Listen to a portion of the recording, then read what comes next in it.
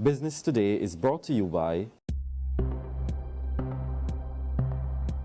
Life happens in a second, and we've seen 5.5 billion of them.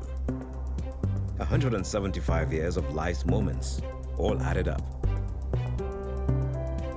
With every tick of the hand, Sagicor will be there to turn those seconds into decades of prosperity. Sagicor, 175 years of wise financial thinking for life.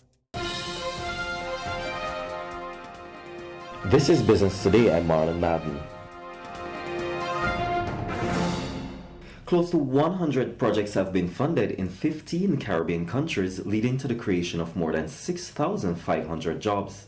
And if that's not enough, a number of reforms have taken place both at the level of government and the private sector, advancing improvements in some key performance indicators. All this have taken place in the Caribbean over the past 6 years during Phase 1 of the Compete Caribbean program, which is designed to help regional economies develop and become more competitive. Officials involved in the program gathered at the Lloyd Erskine Sandyford Center in Bridgetown, Barbados on Monday to take stock and celebrate the initiative they hail as a success. Private sector lead specialist in the Division of Competitiveness, Technology and Innovation at the Inter-American Development Bank, Sylvia Donert, says officials have every reason to be pleased.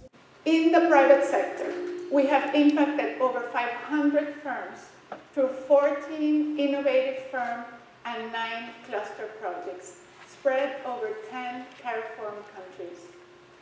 All these projects develop either a new product, a new service, or a new business model that is replicable, scalable, and export-oriented, and that significantly impacts employment. Some of these projects also develop environmental-friendly technology or benefit vulnerable groups. Senior Research Fellow at the Sir Arthur Lewis Institute of Social and Economic Studies, Keith Nurse, welcomed the success of the program. He said in order for the Caribbean to become more competitive, it will require innovation at the level of firms, sectors, and countries, something that Compete Caribbean was seeking to do. But what are some of the other benefits I viewed from Compete Caribbean? The first is clustering. Clustering of firms and clustering of sectors to achieve that innovative goal of collaboration, which, if we are to be honest, is not something that Caribbean culture encourages.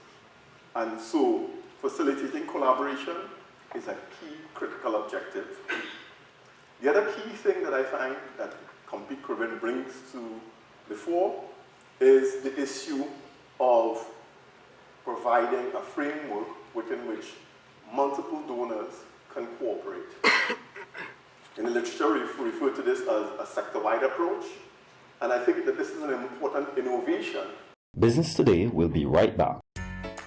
What's your idea of holiday happiness? Watching the kids open presents. Preparing for a new arrival. The look on his face.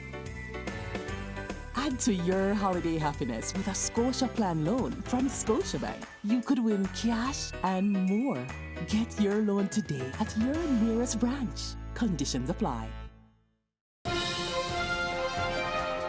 Compete Caribbean, which was introduced 6 years ago, is facilitated by the Caribbean Development Bank and focuses on 3 main areas: research and knowledge management, business reform and innovation, and the creation of clusters. It is funded by the Inter-American Development Bank, the Government of Canada, and the United Kingdom Department for International Development Program.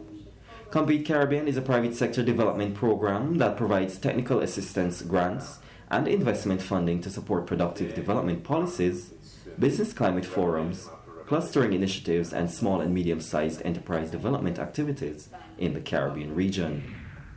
Now for today's financial tip. Overestimating your money needs when you are putting something aside for savings is always a good thing. After all, the money you put aside is yours and might very well come in handy someday.